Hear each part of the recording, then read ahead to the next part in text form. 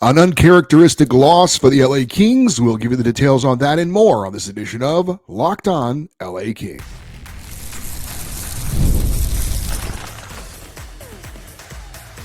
You are Locked On Kings, your daily podcast on the Los Angeles Kings, part of the Locked On Podcast Network, your team every day. Hey, Kings fans, welcome to Locked On LA Kings, part of the Locked On Podcast Network, your team every day. Thanks for making Locked On LA Kings your first listen every day. We are free and available wherever you get your podcasts and on YouTube. I'm Eddie Garcia, your host of Locked On LA Kings. I've worked in sports media for the past 30 years, also co-host of the Puck Podcast, a weekly NHL review show that's been putting out content for the last 18 years, and a passionate LA Kings fan for over 30 years. Super Bowl 59 is here, and there is no better way to make every play more exciting than with FanDuel Sportsbook. New customers can bet just $5, and if you win, you'll score $200 in bonus bets. Download the app or head to FanDuel.com to get started.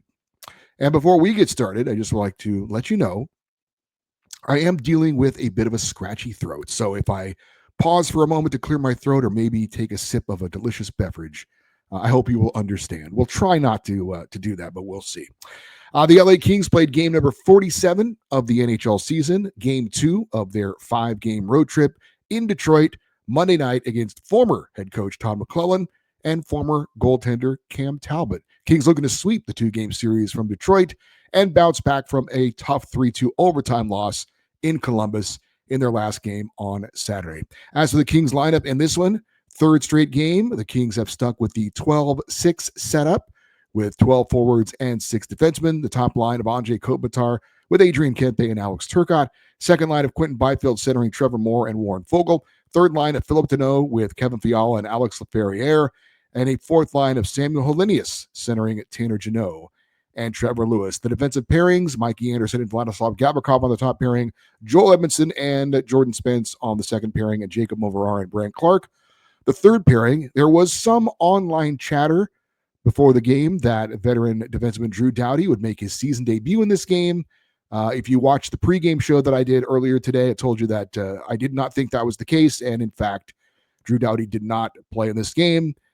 Doughty is with the team, and there is a good chance we could see him very, very soon, but it was not in this game against Detroit. Darcy Kemper was the starting goaltender with David Riddick serving as the backup. So the big question for me going into this game, would the Kings step up to the challenge of beating a team that has turned its season around under Todd McLellan?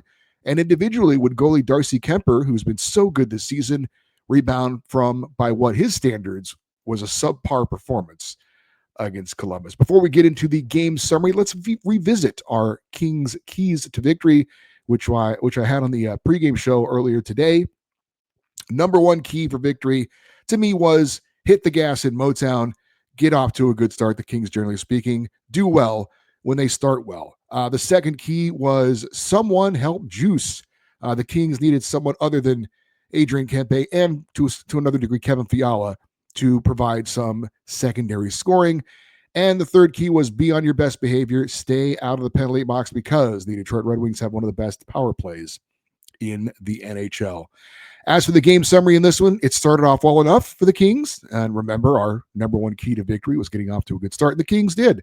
They scored the first goal of the game on a very nice wrist shot from Kevin Fiala to grab that 1-0 lead. Then the Red Wings would put the puck in their own net off a face-off, and the Kings had a 2-0 advantage. However, Detroit, with just a little bit of time left in that opening period, would get a little bit of luck of their own. A shot in front, bounce over to the side of the net where Red Wing was at, and he would put it into basically an open net, and the score would be 2-1 LA after one period. Second period, the Kings took 2 bad penalties in a row. Remember our number 3 key to victory, be on your best behavior, stay out of the box. The first, Alex Turcotte called for a hooking call or holding call when he was trying to skate around a player to get to the puck. And then right after that, Quentin Byfield, a tripping penalty, giving Detroit's excellent power play a 2-man advantage, which they had no trouble scoring on for the most part. And that evened the game at 2-2. Tanner Jeannot then made a really bad turnover in the Kings' own end. Detroit didn't score on the initial chance off that turnover, but they kept possession in the zone, ended up scoring to make it 3-2 Red Wings. In the third period, The next goal obviously would be a huge one. Unfortunately, it would get scored by Detroit. A 2-on-1 odd man rush to score to make it 4-2. And that was pretty much the game at that point, although Detroit did cap it off with an empty net goal. Final score, Red Wings 5, Kings 2. LA falls to 26-15-6 on the season, 11-12-5 on the road. Kings are now 0-1-1 on this 5-game road trip, and they end up splitting the 2-game series against Detroit. As for the game stats in this one, we told you the Kings lose at 5-2. Shots on goal favored Detroit 28-25. Power play, the Red Wings get the advantage going 1 for 3, while the Kings were 0 for 1. Of course, a 2-man advantage for that power play opportunity for Detroit. Faceoffs favored the Kings 28-20. Hits favored LA 29-24. Block shots favored Detroit 19-5. So let's revisit those Kings keys to victory and see how LA did. Well, said hit the gas in Motown, get off to a good start. The Kings actually did that. They had a 2-0 lead in this one. And I didn't look into the stats because, to be totally honest with you, it was going to take more time than I was willing to invest in it. But I would be willing to bet you could count on one hand the number of times the LA Kings have had a 2-0 lead in the first period or in any at any point in a game, and they then went on to lose that game. That doesn't happen very often. The second key to victory was somebody helped Juice get some secondary scoring. Well, Kevin Fiala had the other goal. That's not really secondary scoring. He's the second leading goal scorer on the team. Quentin Byfield got credited with a goal, but he didn't even score it. It was put into the Red Wings' own net by one of their defensemen. And then be on your best behavior. Stay out of the penalty box. Obviously, that did not happen in the second period. It was bad enough that the Kings took a penalty, but taking 2 back-to-back was almost giving the Red Wings a goal. I guess you could argue the Detroit gave the Kings one. So this was LA in some respects giving the Red Wings a goal back. So what was good from a team standpoint for the Kings in this one? Well, I guess the start of the game was fine, but they couldn't sustain it throughout the game. It can't be just one good period. You got to have 3, and it just didn't happen for the Kings. What was not so good for LA from a team standpoint, too many self-inflicted wounds. When one of your keys is to stay out of the box and you give a top 5 power play a 5-on-3 advantage for over a minute, you're just asking for trouble. Tanner Jeannot, terrible turnover in the Kings zone. They turn it into a goal. And no disrespect to the Red Wings. They're a good team, but the Kings beat themselves in this one. And you can't just give another team those kinds of opportunities and expect to be successful. And the Kings weren't. Too many mistakes, too many chances where the Kings missed the net a lot again. They've gotten back to that. Put the puck on net. You can't score if you don't hit the net. And there were too many times where they had decent looks and would shoot it wide. Make the goalie make a save when you get those decent opportunities. Let's get to our coach's quote from head coach Jim Hiller, who talked about a frustrating loss and said, quote, "Yeah, I think we should be frustrated. I thought the first period was pretty good. Second period, lots of turnovers, though, in the neutral zone. So we didn't establish a forecheck. We did it in the first. We didn't in the second. If I had to pick one theme for us this year, and there's been a lot of positives, but one theme that's been a negative is the second period turnovers. I don't even want to say turnovers, just not being willing to forecheck in the second period." End quote. That was your coach's quote from Jim Hiller after this one. So my big takeaway from the game, when the Kings lose, I look at a few things. How hard did they play? Was the effort there? Was the energy there? Did they play a clean game? Did they make good decisions? Did they execute properly? How much do you credit the opponent for the goals that were scored against? Or how much was it the blame of the Kings? And most of the time this season, thankfully, when the Kings have lost, like the overtime game in Columbus, I can live with those kinds of losses as a Kings fan. You're not going to win every game. Sometimes you play a good game and you come up short. Sometimes you got to credit the opponent. That was not the case in this game. The Kings started okay, but fell apart as the game went along, made bad decisions, and really were their own worst enemy in this game. They have not done that a lot this year, but they did in this game, that's for sure. And the Kings and the coaching staff should be upset about this loss. I mean, you're upset anytime you don't achieve your goal, but there are some losses you're like, okay, we played well. Let's come back and do that again the next game and we'll probably be okay. And then there's some games where you're like, that was unacceptable. We did not play well. We did not play our game. We didn't execute. We made stupid mistakes and we deserved to lose. And that was the case, unfortunately, in this game against Detroit. So Todd McClellan and Cam Talbot get a bit of revenge against the Kings. McClellan getting the win in his first game against the team that fired him last season, and Talbot getting the win against the Kings, who basically decided to move on from him after the trade that brought Darcy Kemper over, although maybe Talbot could have stayed on as a number 2, but he wanted to try and be a number 1 goalie elsewhere, and that is what has happened with him in Detroit. All right, up next, we look for some individual players to talk about in this loss to the Red Wings. That is next on Locked On LA Kings, your team every day. Super Bowl 59 is here. 1 game, 2 teams, and endless possibilities.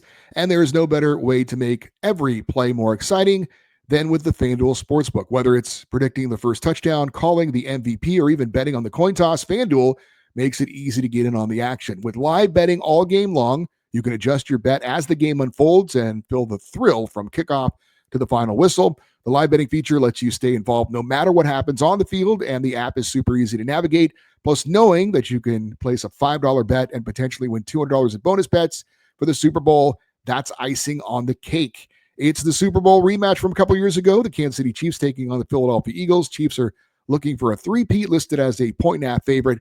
Over-under in the game is 49.5. Download the app or head to FanDuel.com and get started. Bet just $5, and if you win, you'll score $200 in bonus bets. That's FanDuel.com. Bet with FanDuel, official partner of Super Bowl 59.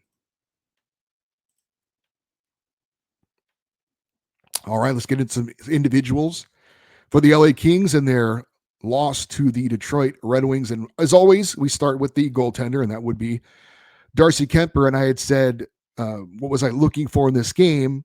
And one of them was Darcy Kemper with a better performance. He has played very well this year, but certainly by his standards, he did not have a very good game, in my opinion, in that loss to Columbus. In this game, he actually allowed 1 more goal than he did against the Blue Jackets, 4 goals on 23 shots. But I actually thought he played okay. I didn't think he got a lot of help from his teammates. There was also some bad luck involved as well. The first goal was a shot that deflected over to a Red Wings player at the side of the net. He puts it in to make it 2-1. That's not a soft goal. A bit unlucky, you could certainly say, but there's traffic in front.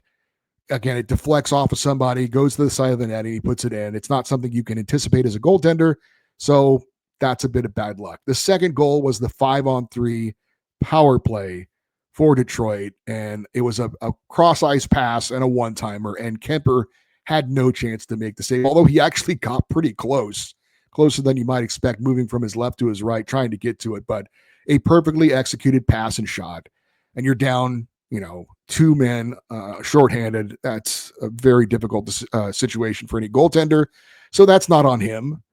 The third goal, much like the second goal, a point shot, traffic in front, it bounces over to a Red Wings player and he puts it in. I don't consider that a soft goal either, an unlucky goal. And then the fourth goal was the 2-on-1, and we'll go into detail on what happened in that play in a moment, but Kemper made the first save, and then the player who shot the puck was allowed to follow up his shot, and he put in the rebound. So, I mean, maybe you could talk about rebound control, I guess, but in the end, I did not think Darcy Kemper was the reason why the Kings lost this game. I thought he played well enough. It wasn't one of his best games, but he played well enough.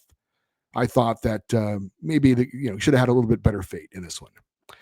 Quentin Byfield, he did get credit for his 11th goal of the season.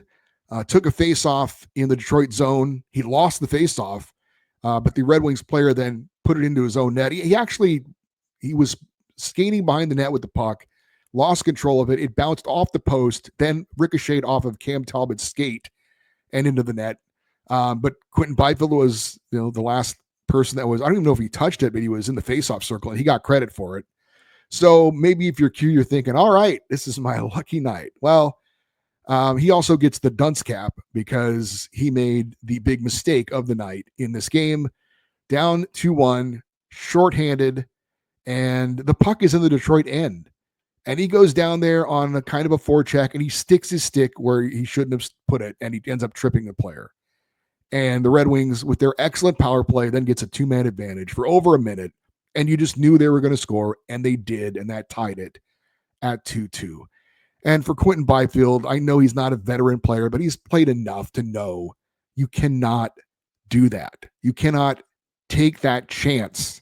The risk reward is, I mean, what, you poke the puck away, who cares? You get your stick though in a skate, and you take a guy down, and now you're screwed. It's a bad penalty to take at any time, but certainly when you're already down a man. I mean, you can't do that. Period. You can't. So Q got a gift with the goal he was credited with, his 11th of the season, but then he also, in my opinion, almost gave it right back with that terrible penalty that allowed the Red Wings to get the 2-man advantage and score.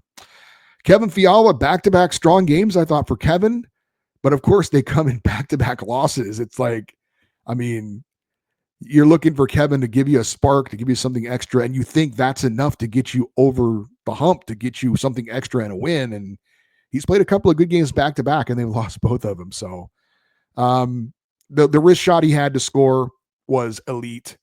Interesting to see him kind of at the point, at the kind of extreme high slot. You don't see him get the puck there very often. That's usually a place where a defenseman might be. But good traffic in front. Credit Philip Deneau for going to the net. The Red Wings did a good job of getting traffic in front of Darcy Kemper.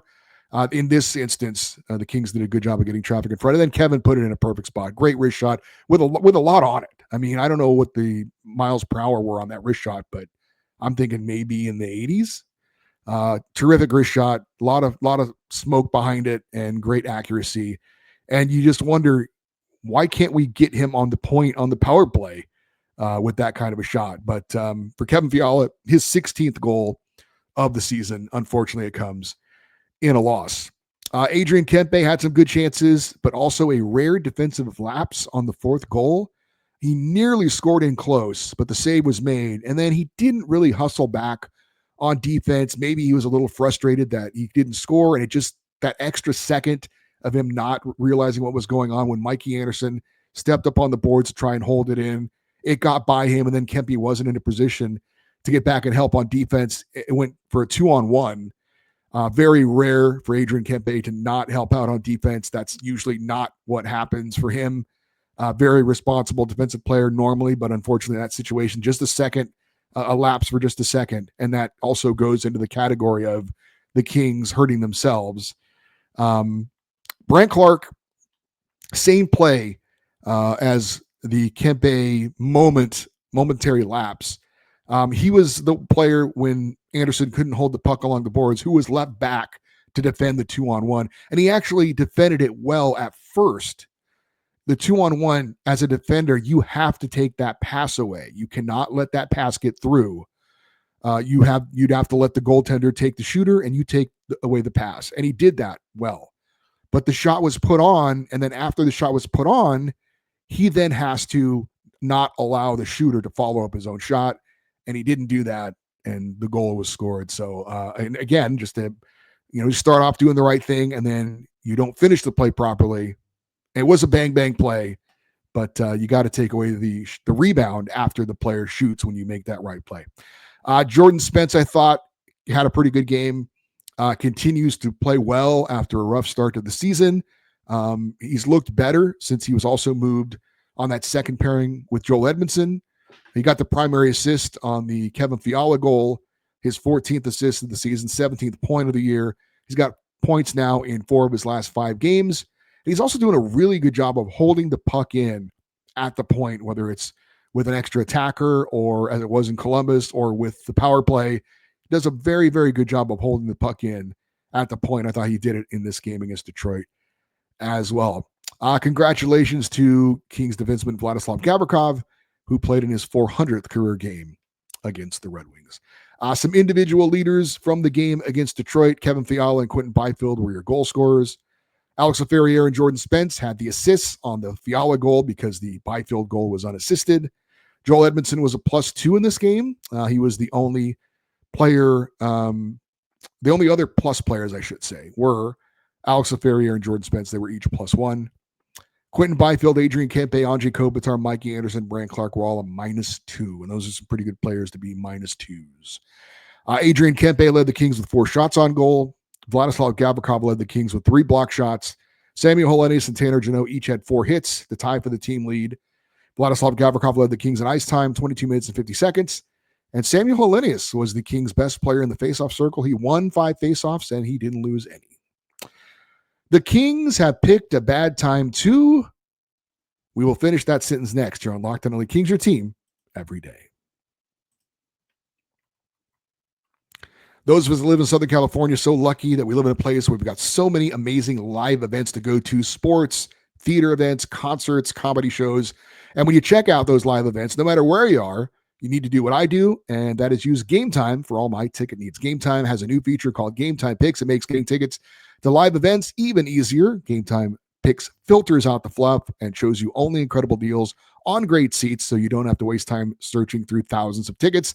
The all-in pricing feature shows you the total up front with no surprise fees at checkout, and you will get the lowest price guaranteed, or Gametime will credit you 110% of the difference. Take the guesswork out of buying tickets with Gametime.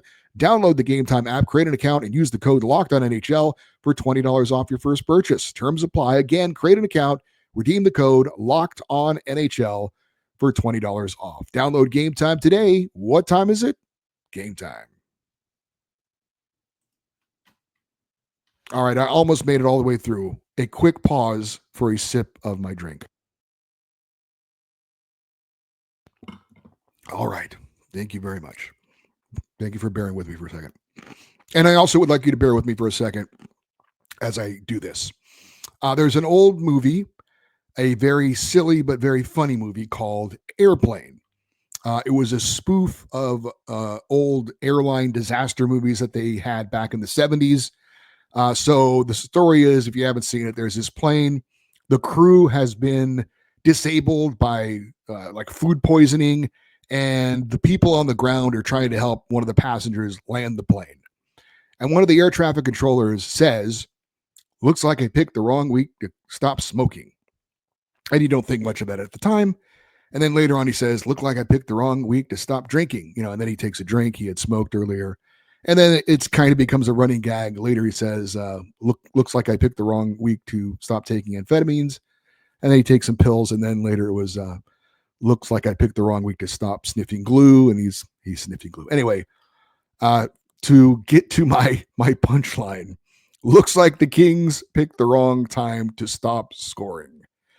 All teams go through dry spells. All teams go through losing streaks. And while the Kings have only lost 3 in a row once this season, and that was like games 2, 3, and 4 of the season, they've been incredibly consistent and have not gone on many losing streaks at all. I think they're in danger right now of losing 3 or more. We'll see, but they've started out this really challenging 5-game road trip with 2 straight losses, and coming up, it does not get easier. It gets harder. Back-to-back games in Florida, Wednesday against the Panthers, Thursday against the Lightning, and then they close it out on Saturday against the Carolina Hurricanes, who just made a huge trade recently, picked up an elite player in Mikko Rantanen from Colorado, so they're going to be flying sky high. I thought the first 2 games of this trip were the most winnable games. Now, maybe the Kings step up to the challenge. I hope they do. But this right now, I thought going into it could be the most challenging time of the season for the Kings to this point. And so far, it's looking like it. The Kings have now lost 6 of 8. And in those 6 losses, they've scored a total of 8 goals. And to be honest, 7, if you want to take away the Byfield goal that wasn't scored by him.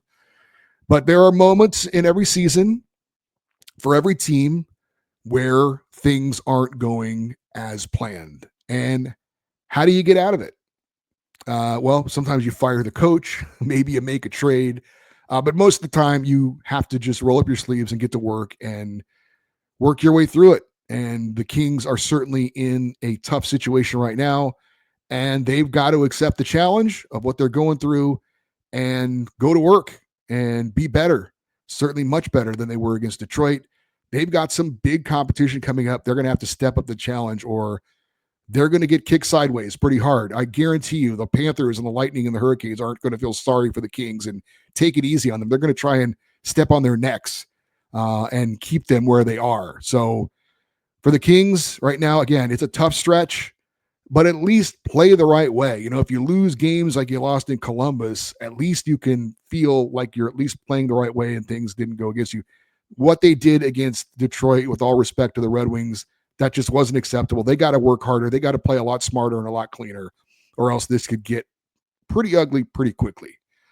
So we'll see how they step up to the challenge with back-to-back games against two playoff teams out of the East in the Panthers and the Lightning coming up on Wednesday and Thursday. Maybe the Kings need a spark, and maybe they get it on Wednesday with the return of Drew Doughty. I would not be surprised to see Drew in the lineup for that game under the circumstances. If he's cleared to go, I certainly think that he could provide a shot in the arm that the Kings need right now, getting one of their leaders back. So let's see if Drew Doughty returns on Wednesday to try and help the Kings kind of get out of this funk they're in at the moment. And I know most coaches and players apparently don't look at this kind of thing. I know Jim Fox doesn't look at this kind of thing. He always mentions it when we have him on, but I look at it, most fans look at it, and that is, where are the Kings in the standings right now? They're still in third place in the Pacific, where they've been most of the year. I don't know that there's much hope of catching the Oilers. Vegas is kind of teetering a bit right now, so maybe if the Kings can get on track, maybe there's an opportunity, but likely the Kings are looking to just hold on to that third spot in the Pacific, and that's not necessarily a sure thing if these struggles continue for much longer. Kings right now holding a 3-point lead on Calgary. Now they do have a game in hand on the Flames. They have played one fewer game than the Flames, but again, Kings need to not only look to get on track because you need to play better hockey, period. But there's the Calgary Flames. They're right there in the rearview mirror, and they are not too far behind. All right, for you everydayers, those of you that listen and watch Locked On LA Kings every day, coming up on Tuesday's show, we will talk all things LA Kings with friend of the show, Russell Morgan from Hockey Royalty. Looking forward to get into a number of topics with him, and looking forward to that show coming up on Tuesday. If you want to get in on our feedback show or send me an email for any reason at all, want to stay connected to the show, you can send an email to lockedoneddie@gmail.com, EDDIE. You're always welcome to post your thoughts if you're watching on YouTube in the comments section. We would love you to stay interactive with the show on social media, X, Twitter, Instagram. We are at Locked On LA Kings. I'm Eddie Garcia. Thank you for listening and watching this episode of Locked On LA Kings, part of the Locked On Podcast Network, your team every day. Have a great rest of your day. We will talk to you on Tuesday. And as always, go Kings, go.